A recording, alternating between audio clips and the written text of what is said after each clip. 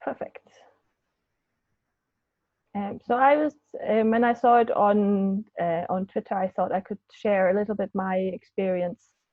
I said just being an ally. I'm going to focus particularly on one event, and you're going to find out about that a little bit more in the talk. But I wanted to kind of share a little bit how I think that by being an ally, we can make a better world for everyone. And I left the question mark there as well, just to maybe have a think about that a little bit. And I have a little bit of an interactivity to share with you as well if we have time. But it's towards the later in the talk, so we'll see how we get on. If you do want to follow me on Twitter, my handle is geomexsteph, and you will find out in a little bit why that is as well. So my talk today will first of all start with a little disclaimer. I'm going to have a bit of an introduction, and mostly that's just to kind of set the scene a bit about who I am and why I thought I could kind of talk as part of the STEM Village series. Then basically I'm going to share a little bit how I became an ally, and when I kind of started at that, I guess that I wasn't really aware that that's what I was kind of doing. How some of the things I have done have made a difference, and I hope do make a difference, and basically what I think will happen next, might happen next, and if you have any suggestions, they're more than welcome. If at any point you have any questions, please use the chat box to ask them. I'll have that open so you can ask them directly at me, or if you want to share them with everyone. I will share a couple of links as well, and I will use the chat box to do that, so you can click on them if you wish to do so. So first up, my disclaimer. So I'm sharing my personal experience, and with that I'm also sharing my opinions and my views. This is just to, I'm going to mention a couple of organizations I worked for or volunteered for. The only time I'm not sharing my opinions is when I screenshotted things from Twitter that other people have said. And then I'm mostly aware of my privilege and my biases, and I said mostly because there's always things that I come across that I've not considered or that kind of changed my view, but I do think I've become better at acknowledging both my privilege and my biases on my journey, and you will learn a little bit more about why I think that has been as well. And then for me, this is a never-ending learning curve, and I do think it should be. I definitely don't agree when people say things like, oh, but it never used to be like this, or why are we doing it now this way? I'm all for, listening to the community, and if someone says this is how they prefer something, then it's not really up to you to say if that is right or wrong. So here's a little bit about me. I have a PhD from the University of Strathclyde. My PhD is in civil environmental engineering, and I got that in 2013. Seems so long ago now. After my PhD, I decided to leave education or university, and I worked as a geoscientist in a lab for the British Geological Survey. It turns out that actually higher education was for me, and that the outside world wasn't maybe that much better than I thought. So I went back to university, and I did 2 postdocs at Heriot-Watt University in Edinburgh, and I went to kind of stay in the geosciences. During this time, though, there like kind of, I don't want to say things happened, but yeah, some things happened, and I decided I wanted to change career. So in 2018, I left kind of the geoscience world, and I'm now a lecturer in research and development at the University of West of Scotland. And in that role, I support mostly PhD students and early career research staff through like workshops, webinars, resources, training, all sorts of things. And I also have a little bit of research time, and I'm currently recruiting my first PhD. A little bit more about me is that during my postdoc, kind of halfway through my postdoc at Heriot-Watt, I was diagnosed with multiple sclerosis. That took about 10 months to get a diagnosis. So pretty much all of 2016 was kind of learning how to deal with the uncertainty of not having a diagnosis, and then when I did get the diagnosis, kind of like what to do with that. And then 2018, 2019, I was the that EGUs, that's the European Geoscience Union, and as the early career scientist representative for the entire union, and that's about 8,000 early career scientists I was representing. And these are some of the things that we kind of come back to. So my kind of ally journey, I guess, started actually, I would say, looking back, probably when I was at the British Geological Survey. And at that time, Athena Swan was kind of being tested for non-university institutions, so like the British Geological Survey and other kind of research institutes were doing basically a mock Athena Swan application. And I was asked to join the diversity and equality group. And a lot of the things at the time was around gender and specifically women in STEM fields, which at the time, as for me, I guess it kind of made sense, even though I've to that point had never really kind of felt underrepresented in a way, or that caused any issues. It's just kind of looking back that you do realize there have been maybe things that with the knowledge you have now, you maybe should have reported or could have at least done something different. And that's definitely one of the things that happened with me at BGS, that if I would have had the experience I have now, there's definitely at least one incident I would have reported. But it was a lot focused around kind of women, why wouldn't they go for promotion and things like that. There was really nothing else discussed around diversity and equality at the time within this group. When I went to Harriet Watt, kind of the Athena Swan thing kind of had like obviously not past me, but the university already had their kind of accreditation and things was the same. It kind of, again, it was focusing kind of on women. But in amongst all of that kind of, I started to focus a little bit more about postdoc support and in general, and I founded the postdoc forum. And the idea was that basically I felt there wasn't really anything there for postdocs, and being that in between, so you're not really a student anymore, so student services aren't for you, but you're not fully a member of staff, or you don't feel like a full member of staff, so you might not think all of these services are available to you. So I just kind of wanted to fill the gap, and that was the first time I kind of got actively involved in kind of advocacy work, where I was like, this is missing and this needs to happen. And then through that I got involved in some other university committees. And then through that, I also got some experience to become more active as a member of the European Geoscience Union. And at the time, I was a representative for my division. But that kind of together with the experience I had doing some of the stuff at my university kind of helped me then do some things later on. As I said already, during my postdoc, I was diagnosed with multiple sclerosis. And kind of quite shortly after that, I joined Chronically Academic. And I will share the link. I probably have to come out of PowerPoint to share the link with you, but I'll share the links afterwards. So, or you can Google them if you think this might be a group that could help you. It's a very supportive group from kind of PhD students all the way up to professor. It's global as well. We're currently trying in the UK to join up with the National Association of Disabled Staff Networks, which is not a university specific group.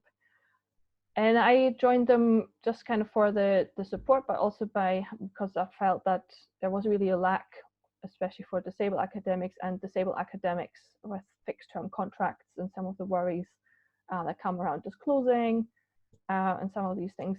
So I started quite quickly. I just kind of felt like I had to say something, and I started to raise awareness kind of online, but also within my institution. I was quite outspoken about things I thought that weren't quite right, and I could also kind of start to see actually the benefit or the power of having actually an invisible disability, because people wouldn't obviously straight away identify you as part of the disabled community, which then meant that you could maybe speak up more freely straight away without kind of getting pushback, because people didn't realize that you were actually part of that community. And with that, I just basically built up a little bit more confidence, and I kind of could see that something slowly were changing, and that I kind of could use this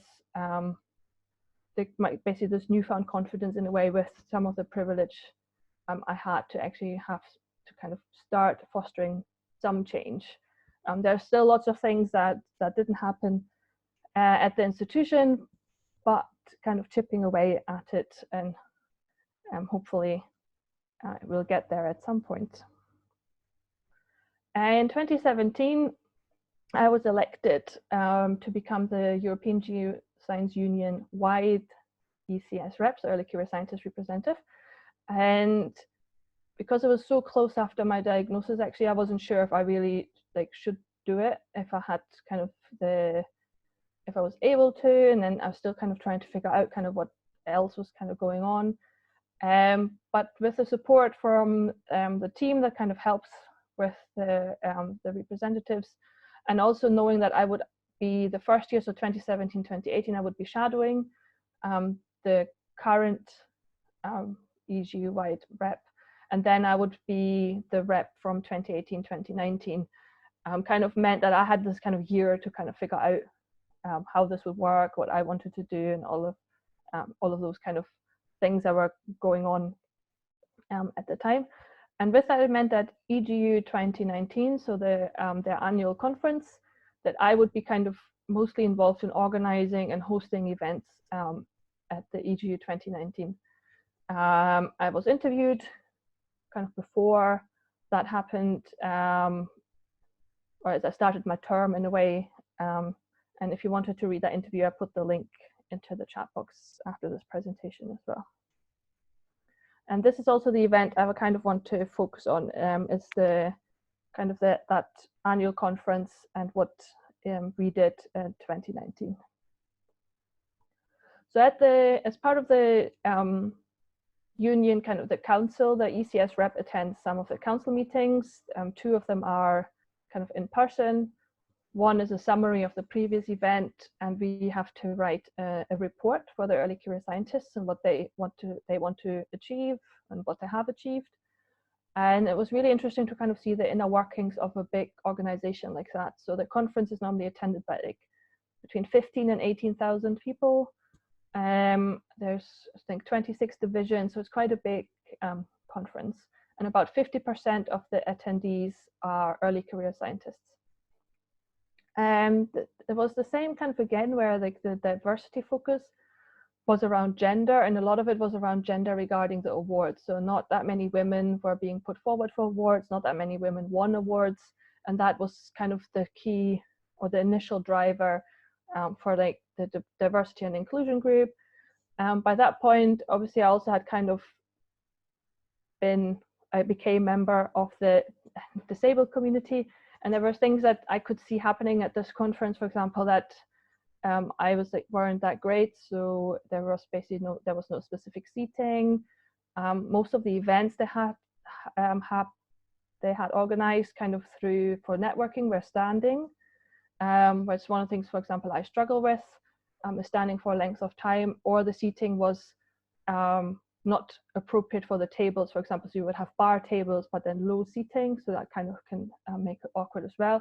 And then with that, actually, if you're a wheelchair user attending this conference, was the same as actually, if there's just bar tables available, you can't really join a table as easily.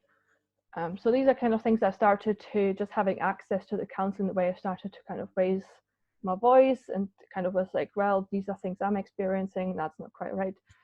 And that kind of worked to an extent and didn't work.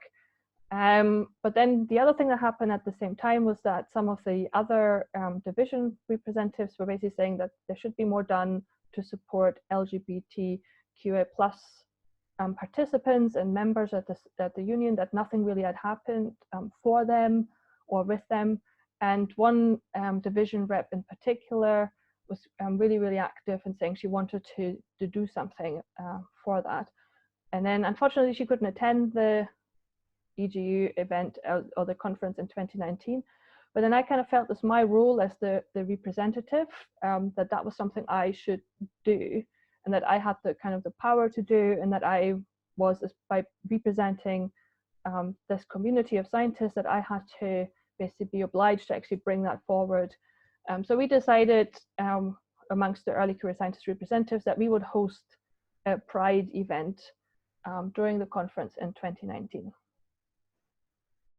So at the same time, some other things were happening at the union level. So they introduced the Pride at EGU badge, and that was the Air and Science pie chart, so who can work in STEM, everyone. They also had some discussions on like kind of a forum that happens while they're organizing conference, where someone had seen pronoun badges at another conference, and they were asking basically if we could introduce these at the conference in 2019. And the discussion was quite interesting because some people were basically like, why do we need them? And then it's obviously, well, you might not need them, but there's probably people out there who would like to have the option, and you don't have to wear the badge if you don't want to, and just trying to do a lot of kind of awareness raising of why that would be a good idea. And luckily they decided to offer these badges, and they were a huge success, and it went down really, really well. So that's one of the things they're definitely keeping. The other thing that was introduced was a person of trust, and that has to do with the code of conduct. And the way up until then, it was basically, if you see anything that's happening or if something happens to you, basically here's an email address. And we felt that that wasn't quite good enough, because it's a huge barrier to basically email into the abyss, not knowing who's picking up this email, what's going to happen with the email. It wasn't really made clear kind of what goes. Also having to write it down, you know, that makes it kind of more permanent and something you can't really take back. So we lobbied to have like another avenue available where people could report. So there's now a person of trust available at the events, and they're on site, and it's basically someone you can see, or either spontaneously something, you know, or you can also make an appointment if you wanted to report something. And you could report anything you wanted basically to this person, which is great. There were also some changes made to the code of conduct, and they're quite transparent about this on their website, which is great to see. And for the first time this year, they also introduced things around language, and some of it was also kind of like identity first language, and things like this, where then they were quite open about that as well, saying like, this is what we came up with, please tell us if this is good, not good, what should we change. It's really nice to see an organization like EGU to actually open up these conversations. And here are the examples of the badges. So on the right hand side, you can see the preferred pronoun badges. So I also got the she, her, hers badge. And there was a point where actually they kind of ran out. So some people decided that basically they'd be like, if someone else wanted to have this badge, that we would be happy to kind of give that back. And I think it just showed that they were working. And then the other thing they did, which I really liked, was that at one of the events we had was like this big kind of debate. So we had these tables, and we had, I think, 8 people per table, and they were discussing around mental well-being. And someone was wearing a they badge, but in conversation, someone else used the wrong pronoun, basically. So by talking about them, they said she or him or whatever. But then someone else at the table corrected them, saying, I think you mean they. And then the person just went, oh yeah, I'm sorry. Yes, that's what I meant. And it was really nice because by having the badge actually meant that someone else could step in. And it wasn't on the person to having to correct all the time. It actually opened up that other people could then take some of that responsibility of that person in a way. And for me, that is kind of the key around allyship, is actually being able to step in and raise or use your voice to support someone who might not always be, you know, wanting to do that, and it can be quite tiresome as well. And then the other one is a tweet about the Pride EGU badge, and we went to Matthew, who was the artist in residence the previous year, and just to kind of support him, we went with his badges, and we just got the EGU logo put onto those as well. And they were also very popular at the conference. So some of the discussion around the Pride event, and I really wish I would have had that kind of quote at the time, which is from a great Instagram account, which kind of lobbies for disability, but I feel this just is quite fitting. And especially kind of with some of the discussion about why do you have a special event for LGBTQ plus scientists and all these things. And there's light at the end of the tunnel that doesn't really change the fact it stinks in here, if I'm honest. When I suggested that there should be a Pride event at EGU, it was basically the same, like, why? And we don't have that many, and can they not organize something? And it was kind of back and forth. And basically all I really wanted to say would have been like, because of all of these things that were just said is why we need it. And also that's why I felt like I should host it. It shouldn't be on the community to kind of have to do it. And then after kind of back and forth, it was decided that it couldn't be an official event. So we had to do something slightly different, but that wouldn't deter me and the people that helped organize the event. So the way we had to kind of go about it was basically advertise through social media. So luckily this conference is really big and the hashtag use is really, really strong. So just before, I can't remember when I tweeted that, but basically I was like, is anybody interested in kind of helping, supporting it, raising awareness? And up until that point, that was probably one of my most popular tweets I've ever sent. It got retweeted and it got shared. One of the people who's really involved with the EGU retweeted it, and one of the comments she got was, if she wasn't worried that people think that she was gay by retweeting and supporting this event, which the person who asked that I don't think quite realized what actually why that question wasn't the right question to ask ever, in my opinion. And it just showed again that like why this is kind of needed and why this also should not be up to the community to kind of run these things and organize these things.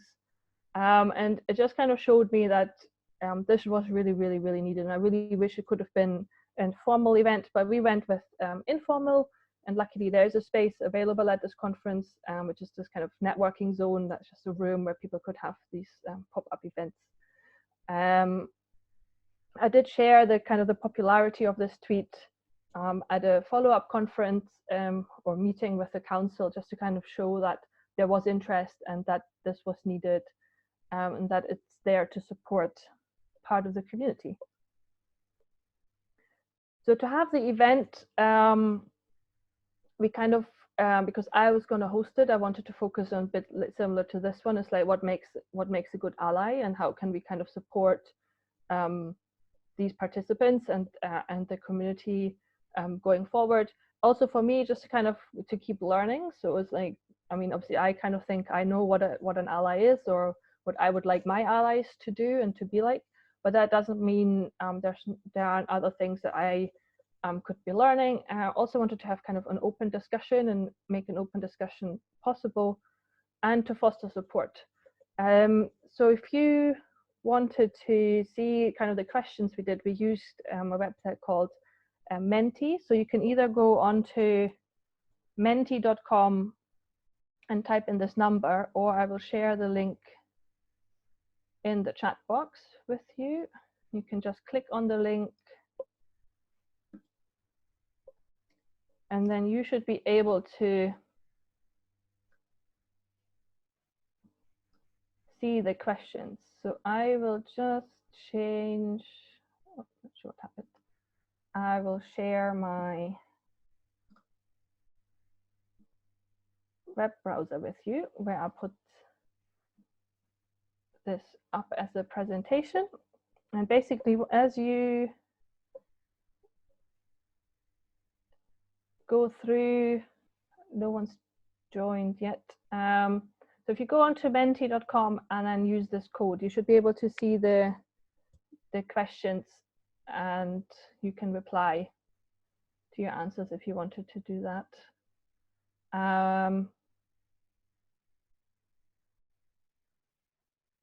And if not, just having an eye on the time. I'm happily basically wait till you have done that. I could go back to my presentation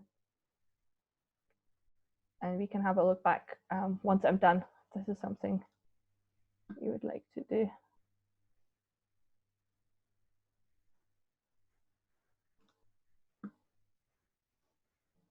Good.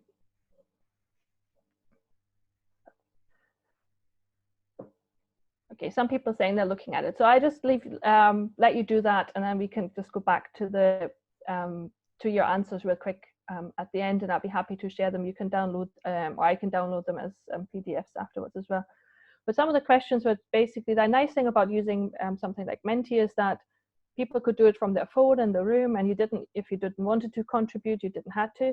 But then afterwards, we could share the responses on a screen and then discuss them as if they were other people's responses. So nobody had to say, this is what I said, this was my opinion. We just kind of openly discussed these topics. And some of them were was like, how has being part of the LGBTQ plus community affected your career, which can be quite a personal thing to share, but by having it anonymous and then kind of just broadly discussed helped kind of have that conversation. The nice thing that happened was that actually at some point people would then kind of open up once they kind of figured out who was in the space and what was kind of happening, and they would then maybe say that was me, and they would maybe expand on their experience. But it was quite nice to just provide this kind of added security and safety that people didn't have to share these things if they didn't want it to beyond what they had said using the website. So one of the things we got as feedback was from Simon, and basically just said that was obviously great that was happening. It was really good to hear other people's experiences and challenges and have this discussion.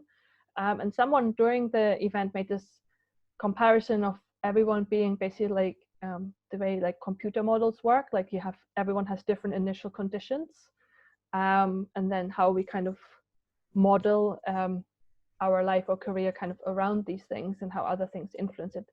A lot of people actually had found out afterwards because we tweeted kind of about the event. We had with Mario, who I think gave a talk yesterday. We did a bit of a Twitter chat around that as well. And people were just afterwards were like, oh, I wish I would have known, I would have come, which then just helped us basically say this should have been an official event. And that would have happened this year. But because of the current situation, the conference is not happening in person in Vienna. It got cancelled, or not cancelled, it got moved to online. So we are, at the moment, I'm not sure what they will do kind of for like a Pride event. But if the conference would have went ahead, we would have had an official event with basically with members of the community, but also some of the council members being part as well. The other one that was really, really nice, and I'm really glad we actually did this event kind of early on the conference, I think it was on a Tuesday, and the conference runs Monday to Friday, was that some participants were able to identify what they later kind of safe people. And the only thing what they meant by that was that they knew that these were people from the LGBTQ plus community, and these were people where they could basically be more open and maybe not had to kind of watch maybe their language, maybe they could actually say, you know, boyfriend rather than partner, without having to kind of worry how the other person might react, but then also kind of share, you know, other experiences. And this little group of basically people emerged that then you could kind of see, not hang out for the entire conference, but whenever they saw each other, they would just kind of go and chat. And just the same as like other networking happens, it just kind of helped people to network and find another group within this conference to help them get the most out of this conference as well. Because it must be really, really tiring if you have to worry, you know, can I say this, and if I say that, and how, if they don't, you know, how to, you know, if they react this way or whatever. Where if you know there are certain people that you can just kind of be yourself fully, must add to the conference experience, but also obviously takes away some of that kind of stress and pressure that comes with kind of navigating some of these spaces that might not be fully inclusive and fully accessible. So for 2020, I already said it's moved online, so some of these things aren't happening kind of in reality yet, but Some of the things that have happened is that the Please Offer Me a Seat badge was going to be introduced, and with that actually reserved seating. And the idea was that basically some of the seats would have a sign on it, and if you were to see someone with a Please Offer Me a Seat badge, you would then basically offer your seat to them. Or if possible, you would leave the seat free to see if anyone with a badge was going to use it. I'm really, really happy about this because I've been coming with my own Please Offer Me a Seat badge to this conference for 3 years now, which was always a good conversation starter, but it's nice to not be the only one. And I'm hoping that similarly to some of the other things that have happened, that once you offer it, you'll actually see the demand. And I really don't like when organizations sometimes kind of hide behind the statistics and say, oh, but only one person told us that they would like it. And it's like, well, but then why was it only one? Doesn't mean that's the only one. You know, you need to look into some of the barriers. And I'm hoping that kind of some of the reaction we had with the Pride event shows that other things, that basically once you offer it, it opens up that conversation. And by you showing that you are kind of open and willing to talk, by having that conversation, you get something back. The other thing that was going to be offered was live captioning, and trialing out doing live captioning during the conference and some of the streaming. And I'm not sure how that will be affected by them moving fully online. And I think I'm on my almost last slide. So what's next for me is I would like to do more kind of online advocacy. So at the moment, I'm what I call caption watch and hashtag watch, and that is just around screen reader users. So if you basically to caption your videos, and this is this is more for the deaf community. So if you basically have captions, and there's great apps now that do it automatically as well. And then the hashtag watch is basically that you should capitalize each word in your hashtag, and that's for screen reader users, but also people with dyslexia, for example. This makes it easier. So that's kind of what I'm doing at the moment. As I said at the start, it is a never-ending learning curve, and I'm still learning, and I'm trying to see kind of where are good places to learn from as well. So there's Better Allies, for example, is a Twitter account I started following, and they're sharing some really good resources and other conferences.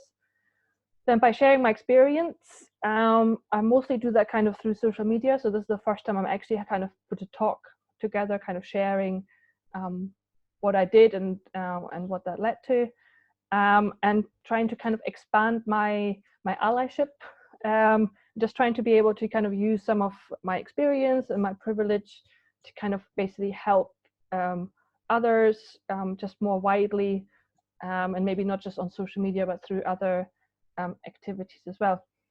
And I've seen that some people said they've done the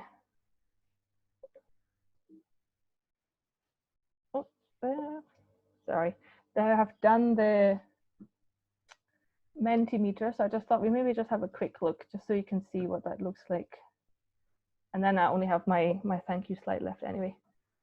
So for the diversity question was, so I say diversity, you say, and then inclusion. So the bigger the word, the more people used it. Individual differences, freedom, equality, intersectionality. Yes, that's for me, intersectionality is not a new one, but one that I wasn't really aware of when I first kind of got involved with kind of diversity and inclusion, respect. These are all really good answers. And then the next one was, how has it affected your career? So there is, some of them are a bit longer, I'll try and read. So some people say it hasn't really affected their career. That is partly to do with maybe where they work and who they work with. Some people saying that they have changed jobs because of their situation, or maybe it's down to countries, or maybe you can't move. The same for field work. I know this is a big issue around kind of, you know, if you want to go to countries where LGBTQ plus rights aren't there, or basically, or you could face kind of imprisonment or even worse things if you were to travel there, and how institutions support that.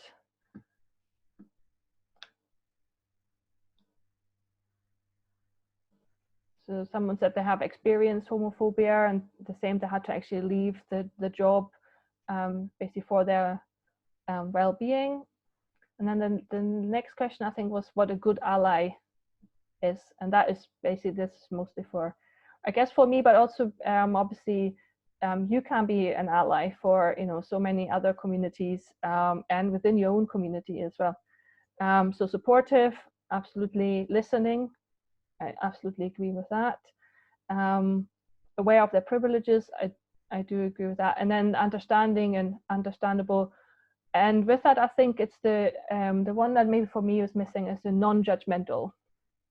And that is the just taking things, and this is where when I do this event, but also when I kind of host other events where there's discussion, is that lived experiences are valid, and that it's not up to me to say yes or no. You know, if this has happened to you or if this is your experience, that's all I need to know, basically, and there's nothing else I can say or do about that in a way.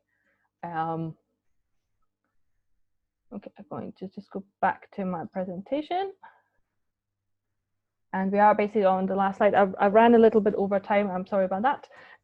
But if you have any questions or suggestions, basically either for me, what else I could be doing, or if there's anything you think I could help with or whatever, then please let me know. I'm going to see if I can get the chat box back up. And that's everything from me. And I'm going to share some of the links in the chat box once the next speaker's up or something like that.